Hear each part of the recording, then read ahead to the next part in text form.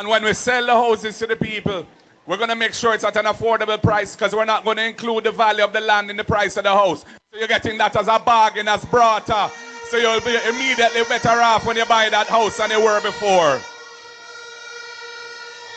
And we're going to reform the National Housing Trust to make sure that it's helping the people, helping young people with a deposit fund to give them a grant, money they don't have to pay back, $500,000 to pay down on their first home if they're up to 45 years old.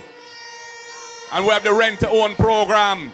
So those who can qualify for a mortgage now, they can go into occupation of those houses as a tenant, pay the rent, which will be equivalent to the mortgage. And if they sustain the rent for 6 months, we will treat that as qualifying them for a mortgage. They can draw down the loan, buy the house, and move from being a tenant to being an owner.